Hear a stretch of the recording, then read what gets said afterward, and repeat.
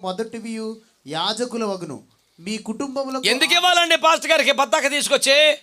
మీ కుటుంబములకు ప్రథమ ఫలములన్నీ యాజకులకి ఇచ్చేయాలండి. ఎందుకని? మీ కుటుంబములకు ఆశీర్వాదం. పాపం ఎలా పోతారు పాస్టర్ గారు? కొంప కూడా వదిలేసుకొని మన ఊరికి వచ్చాడు, ఆ ఊరుగా ఊరు నుంచే. పాపం ఎలాగ ఉంటాడు?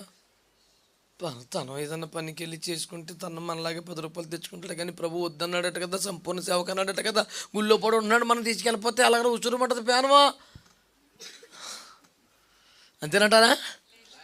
ప్రథమ ఫలములలో మొదటివి తొలిచులని యాజకునికి ఇవ్వలను. ఎందుకనగా మీ కుటుంబములకు ఆశీర్వాదము కలుగునట్లు మీ మొదటి ముద్దను యాజకునికి ఇవ్వలేను. మన ట్రైన్లో ఒకటి ప్రయాణం చేస్తాం, ముద్ద కలిపాడు. ఇది అన్నమయ్య లడ్డూలాగా ఎంత పర్ఫెక్ట్గా చేశాడు ఏంట్రా అని చూస్తే కిటిపించి కిరిసలు బయటికి. అరే నేను అరే అంటే అంతే. ఎగరేసి దేవుని స్తోత్రం. ఫార్ములా మాత్రం పర్ఫెక్ట్ చేసాడు. ఎందుకంటే ఆహారం అనేది కలపడంలో కూడా విషయం ఉంటుంది. చిన్నప్పుడు ఆవకాయ పచ్చడి, ముద్దపప్పు, నెయ్యి వ్యవహారం అంతా సెట్ అయినప్పుడు నేను బాగా కలిపే వరకు ఎదురు చూసేది మా అక్క. ఇక తిందాం అనుకున్నప్పుడు తమ్ముడు ఆ ప్లేట్ నాకు ఇచ్చి మళ్ళీ కలుపుకోలేనిది. నువ్వు కలుపుకోవచ్చు కదా, ఎన్నిసార్లు కలిపినంత పర్ఫెక్ట్గా రావట్లేదురా, ఏముందిరా 2 నిమిషాలు మళ్ళీ కలుపుకోవాలి. నేను కలిపిన ప్లేట్ తీసుకొని ఖాళీ ప్లేట్ నాకు ఇచ్చి మళ్ళీ కలుపుకోవాలి. ఇందు మూలముగా తినని ఫలితార్థం ఏమనగా కలపడం కూడా రావాలి.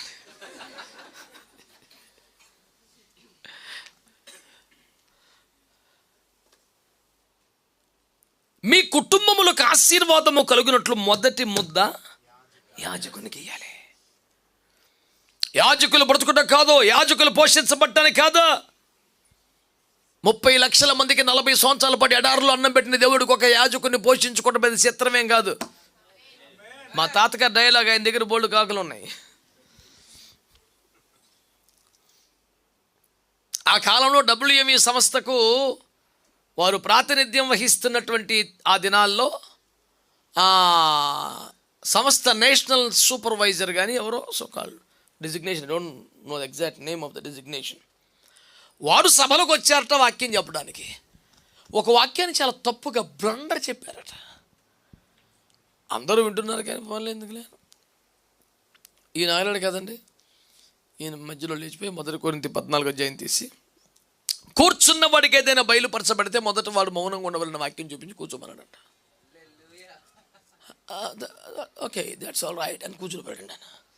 ఈ నిలబడి ఇంగ్లీష్లో తెలుగులో ఇంగ్లీష్లో ఎడబెడ వాయించబడదు, వాక్యం తప్పు, పరిశుద్ధాత్మ నుంచి అడ్డగోలుగా మాట్లాడడం అది కాదు ఇదని చెప్పేసి శతకుడి సైడ్ వాక్యం. ఆయన వెంటనే మోకరించి I'm so sorry please pray for me అన్నాడట. స్టేజ్ మీద ప్రార్థన చేశాడు. ఈ పెద్ద అయ్యగారుల పేర్లు చెప్పకూడదని, ఒరే నీ ఒక్కడికి తెలుసా వాక్యం, మాకు తెల్లదట్రా, మేము నోరు మూసుకొని కూర్చోవచ్చు కదా. అడిగిన 1000 మందికి అన్నం పెడతాడు స్పాన్సర్, అడిని పట్టుకొని అడ్డగోలుగా రేవెట్టేసేవి. ఇప్పుడు వెళ్ళిపోతాడు, మొత్తం ఫండింగ్ ఆగిపోద్ది, స్పాన్సర్షిప్ ఆగిపోద్ది. ఇప్పుడు హాస్టల్ పిల్లలకి అన్నం పెడతాడు, విధవరాలకి ఎవరు డబ్బులు ఇస్తాడు, నువ్వు కంగారు పనులు నోరు మూసుకొని ఉండొచ్చు కదా అని మా తాతయ్య గారి మీద అందరూ కొంచెం కోపడ్డారంట. అప్పుడు తాతయ్య గారు అన్నారంట, ఇతడు దేవుడు పంపిన ఒక కాకి. ఏలియా వద్దకు రొట్టె మాంసం పట్టుకొచ్చిన దేవుడి దగ్గర ఇలాంటి కాకులు బోల్డని పారాడు, ఆదలు పారాడు అన్నాడు. వీటితో చెప్పలేం బాబు అనుకున్నారు. నేనంటా నిజంగా దేవుడి దగ్గర ఒక్కాకే ఉంటుందా? ఒకవేళ నీ శాదస్తు పనుమానం నాశనం అయిపోయి నీ దృష్టిలో 50 కాకులు ఉన్నాయి అనుకో, సృష్టికర్త కాడికి ఇంకొక 500 చేస్తాడు, ఏం పోయింది ఇప్పుడు?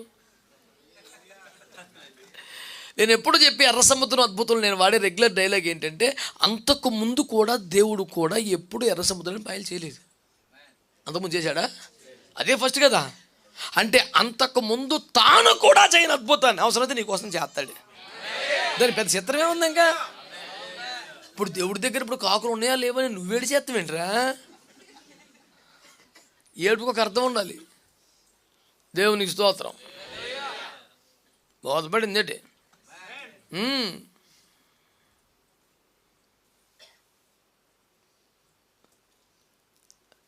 దేవుని పేరు పేరిట సర్వసంగ పరిత్యాగము చేసి దేవుని సేవలో సంపూర్ణ సమర్పణలో సాగుతున్న దైవ సేవకుల పోషణార్థం కనిపెట్టబడ్డ ఫార్ములాగానే మీరు భావిస్తున్నారా? నా దేవుని వాక్యం ఏమనుందంటే, మీ కుటుంబములకు ఆశీర్వాదము కలుగునట్లు మొదటి ముద్ద యాజకులకి ఇవ్వాలి. ఆమేన్. హల్లెలూయా. కొంపకి దీవెనది కుటుంబ ఆశీర్వాద కూడిక అంటే అసలు మొదటి కూడిక అది.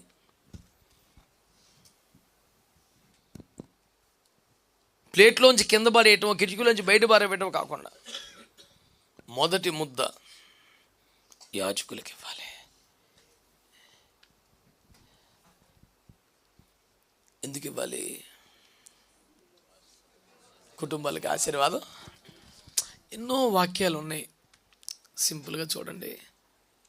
కోత కోసేటప్పుడు మొదటి పన అల్లాడింపవలెను. ఉందా బైబిల్లో? మొదటి పన కోసిన పన దాన్ని అలాగా ఉంచి అల్లాడిస్తే మొదటి పన పరిశుద్ధం, మిగతా అన్నీ అంగీకరించబడినట్టే. మొదటి ముద్ద అర్పిస్తే మిగతా ముద్దలకు ఆశీర్వాదం. రోమాపత్రిక 11 కూడా ఆ మాటలు చదవండి. రోమాపత్రిక 11:16. ముద్దలో మొదటి పిడికెడు పరిశుద్ధమైనదైతే ముద్దంతయు పరిశుద్ధమే. అంతే. ఇంకా లోకంలో అయితే ఒక మెత్తు పట్టుకుంటే చాలంటే మిగతాది ఉడికిపోయింది లేదు తెలిసిపోతుందండి. అన్ని బియ్యాలు గల కుదరదులే. ఎప్పుడున్న పొయ్యిలకి ఇచ్చి తెలుస్తుంది నీకు. ఇక్కడ మొదటి ముద్ద పరిశుద్ధమైతే ముద్దంతయు అంటే మనకు నియమించబడిన, మనకు అనుగ్రహించబడిన, మనము మన కుటుంబము తిని ఆరగించి ఆనందించి అరిగించుకొని ఆరోగ్యం పొందుకొనవలసిన ఏదైతే పదార్థం ఉన్నదో అదంతయు ఆశీర్వదింపబడాలంటే అది పరిశుద్ధపరచబడాలి. అది పరిశుద్ధపరచబడాలంటే మొదటి ముద్ద యాజకులకి ఇవ్వాలి. హెజ్కేలు 44:30 ఏమన్నాడు? మీ కుటుంబములకు ఆశీర్వాదము కలుగునట్లు మొదటి ముద్ద. వాళ్ళకి ఇచ్చేస్తే మనకేం ఆశీర్వాదం వస్తుందిరా? వాళ్ళకే ఆశీర్వాదం తలకు ముద్దెట్టేస్తే అనిపిస్తుంది. కానీ ఇక్కడ ఏమని చెప్తుంది వాక్యం? రోమా 11:16లో మొదటి ముద్ద పరిశుద్ధమైతే ముద్దంతయో ఏ రకంగా వచ్చిందో, ఏ చేతులతో వచ్చిందో, ఏమేం చేస్తే వచ్చిందో, నీ చేతికి వచ్చిన ఆహారం యొక్క చరిత్ర నీకేం తెలుసు?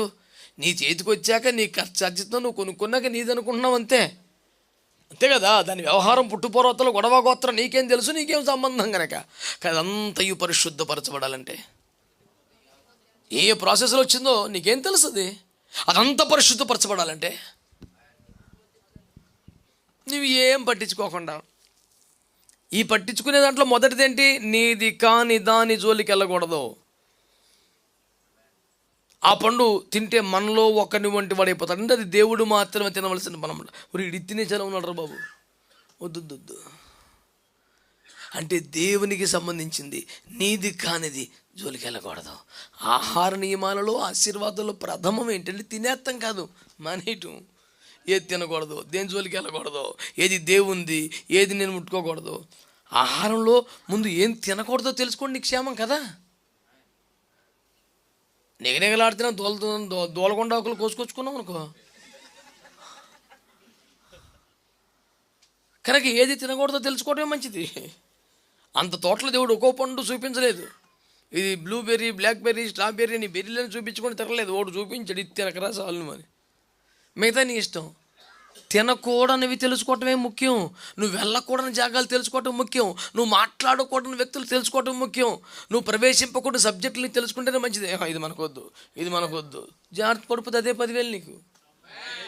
నీవు నీ కుటుంబాలు ప్రశాంతంగా శుభ్రంగా పోతారు. కంగారు పనులు చేయబాకండి. దేవునికి స్తోత్రం కలుగునుగాక. హల్లెలూయా, హల్లెలూయా. ఏమన్నా బాధపడుతుందంటారా? నీ పిండి పిసుకు తొట్టి రొట్టెల గంప దీవించబడుతుంది అనే దీవెనలో నిజముగా దీవెన నీకు సొంతం అవ్వాలి, ఆశీర్వాదం అనుభవించాలి అంటే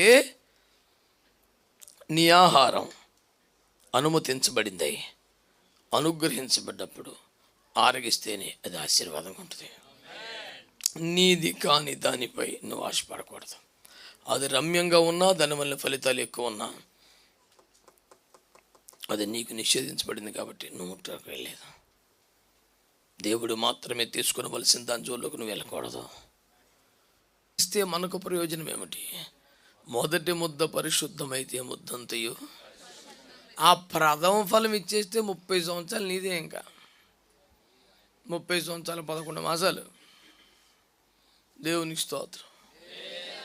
అది అర్థం ఒక కింద మీద పడిపోయి గిలగిల్లాడిపోయి లెక్కలేసుకొని ఆలోచించి ఎప్పటికీ లెక్కలేస్తూనే ఉండిపోతున్నారు. మీ చిత్తం. దేవునికి స్తోత్రం. హల్లెలూయా. రాజుల మొదటి గ్రంథము 17వ అధ్యాయం 13వ వాక్యం చూస్తారు ఒకసారి.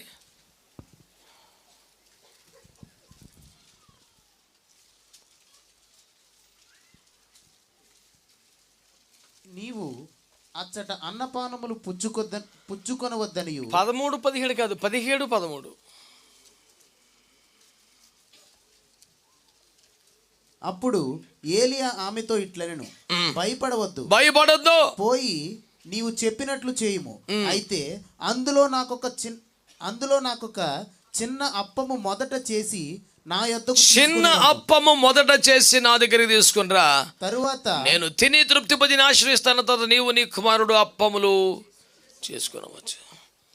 మొదట చిన్నది ఇస్తే చాలు. ఇక నీవు నీ కొడుకు తిన. నేను నా కొడుకు అక్కడ ఏమి లేదు, ఒక్క అప్పమును సరిపడే పిండి నూనె ఉన్నాయి, అది నీకు ఇచ్చేస్తే నేను నా కొడుకు అప్పములు. అమ్మ నువ్వు భయపడకు బిడ్డ, నేను చెప్పింది చెయ్యి, దేవుడిని ఆశీర్వదిస్తాడంటే.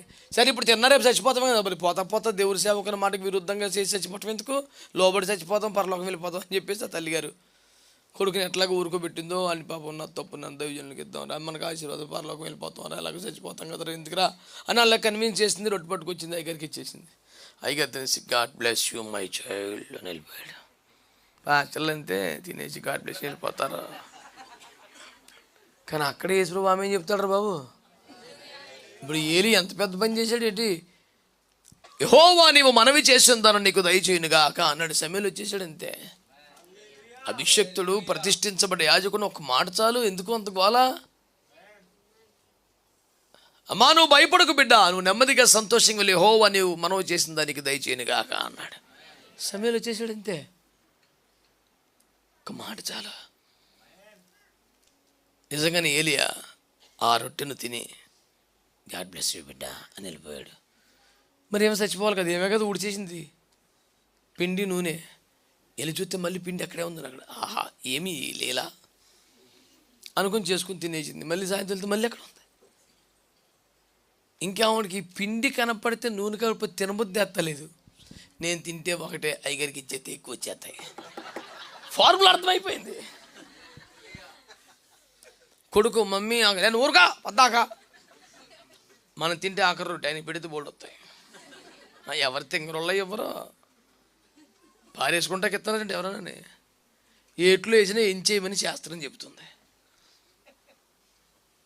వ్యర్థంగా ఎందుకు ఇచ్చేస్తారు? దేవుని స్తోత్రం. చూసిందమ్మడ దీవెన. ఆకలిని ఏడుస్తున్న పిల్లవాడిని కొంచెం ఓర్చుకున్నానా, దేవుడు రా దైవజనున్నానా, మనం ఎలాగూ చచ్చిపోతాం రా, దేవుని పని చేసి చచ్చిపోతాం, వద్దు కొడుక అని బతిమలాడుకొని వాడిని బుజ్జగించుకొని ఆ చిన్నవాడి ఏడుపును కూడా కంట్రోల్ చేసి వాడికి అర్థమయ్యేలా చెప్పి వాడిని సిద్ధపరిచి తీసుకొచ్చి దగ్గరికి ఇచ్చింది. మొదట చిన్న అప్పం, నీవు నీ కొడుకు నచ్చిన నప్పాలన్నాడు. ఇది అలాగంటారు కానీ ఏముంటుంది అనుకుంది. నిజంగా వెళ్ళి చూస్తే మళ్ళీ పిండి ఉంది. ఇంకప్పటి నుంచి పిండి కనపడి తనకు తినాలని తింటే లాస్ట్, పెడితే బోల్డ్. సబ్జెక్ట్ అర్థమైపోయింది. స్తోత్రం అంటలేదు మీరు? హల్లెలూయా. మరి ఏమీ అర్థం చేసుకోకుండా సమర్పణ, ప్రథమ ఫలం, ప్రతిష్ట, మనది కాని దాని జోలికి వెళ్ళకుండా, నిగ్రహం ఏమీ పట్టించుకోకుండా గంప రొట్టె అంటే ఎలాగా? నీ పిండి పిసుకు తొట్టి నీ రొట్టెల గంప దీవించుకున్నట్లుగా దేవుని భయము కలిగి వద్దన్న దాని జోలికి వెళ్ళకుండా, నీది కాదు అన్న దాని జోలికి వెళ్ళకుండా, అనుమతించబడిందే అనుగ్రహించబడ్డప్పుడే నువ్వు ఆరగించి ఆశీర్వదింపబడు. నీకు ఇచ్చబడిన దాంట్లో మొదటి ముద్ద కుటుంబములకు ఆశీర్వాదం కలుగునట్లుగా యాజకులకి మొదట ముద్ద పరిశుద్ధం అయితే ముద్దంతా పరిశుద్ధం అవుతుంది. మొదట పరిశుద్ధుల కొరకైన పరిచయలో బారగా సేవకులకి ప్రతిష్ఠించబడ్డ, పంపబడ్డ, అభిషేకించబడ్డ, సమర్పణ గల దైవజనులకి ఇచ్చి చిన్నది ఇవ్వండి, విస్తారంగా పొందండి.